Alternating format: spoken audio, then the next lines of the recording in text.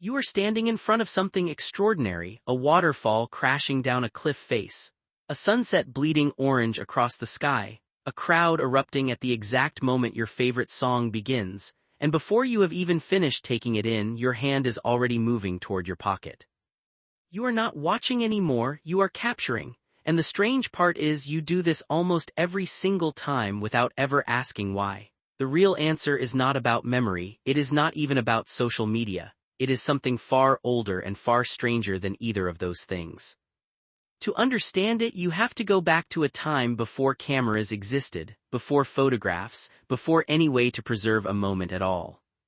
Imagine a young hunter returning to camp after a day spent tracking an animal no one else in the group had ever managed to catch. He has no photograph, no video, no way to prove what happened out there beyond the few scars on his arms and the carcass slung over his shoulder. But that carcass is enough, because in that moment every eye in the camp turns toward him. And for early humans, being seen this way was not a small thing, it was survival currency. Anthropologists have long studied why humans evolve such an intense drive for status within a group. Researcher Joseph Henrich, who has spent decades studying cultural evolution, has argued that prestige, the kind earned through skill, knowledge, or achievement, became one of the most powerful currencies in early human societies. Unlike dominance, which is taken by force, prestige is given. It is awarded by the group to those who prove they have something valuable to offer. And proving it mattered enormously.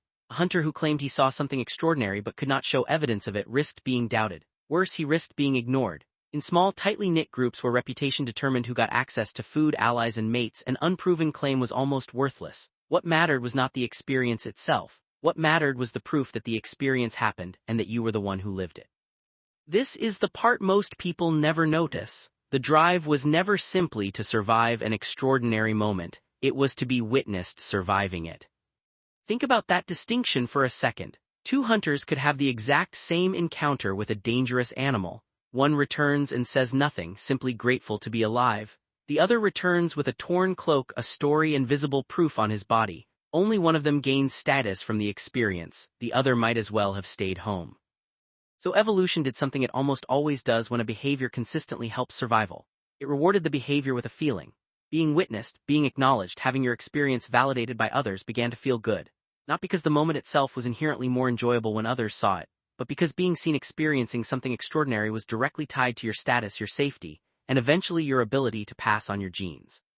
But it was never only about hunting. The same instinct applied to anything a wandering scout might stumble upon. Imagine someone from the group walking for hours beyond the usual range and finding a clean water source no one else knew existed, or a stretch of land thick with fertile soil and wild grain. Returning with that information was not a small contribution. Clean water and fertile land meant survival for everyone in the group, and the person who found it carried something just as valuable as a hunting trophy. They carried knowledge the entire tribe depended on, and the tribe remembered who brought it to them.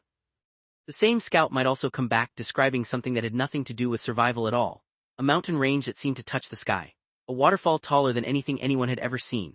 These descriptions served no practical purpose, yet they were told and retold anyway because simply having witnessed something extraordinary, something others in the tribe might never see with their own eyes, was its own form of status. You did not need to bring back food to be valued. You only needed to bring back a story no one else could tell. And it did not take long for that incentive to bend the truth slightly. Historical travel accounts across cultures are full of explorers who described their journeys as longer, harder, or more dangerous than they likely were. Not necessarily outright lies, but a kind of instinctive exaggeration, stretching the distance traveled, the size of the threat faced, the rarity of what was found. The value of the story rose with the perceived difficulty of obtaining it, so almost without realizing it, people leaned into making their proof a little more impressive than the plain truth might have been. Now fast forward tens of thousands of years.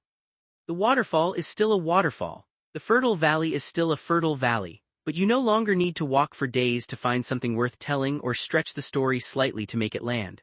You have a device in your pocket capable of capturing the moment in less than a second and broadcasting it to hundreds, sometimes thousands of people almost instantly.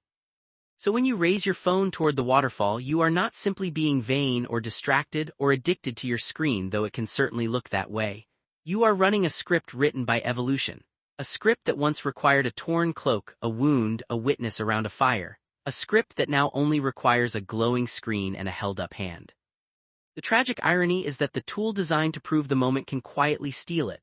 While you are angling the shot, adjusting the brightness, checking if the waterfall looks as impressive on the screen as it does in front of you, a small part of your attention has already left the moment itself.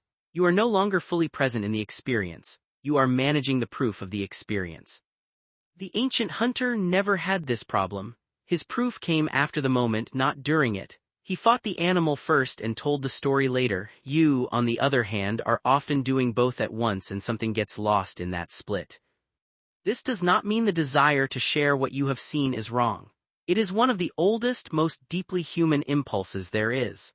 Wanting others to know you were there, that you witnessed something extraordinary, is woven into the same instinct that once kept your ancestors alive and respected within their tribe.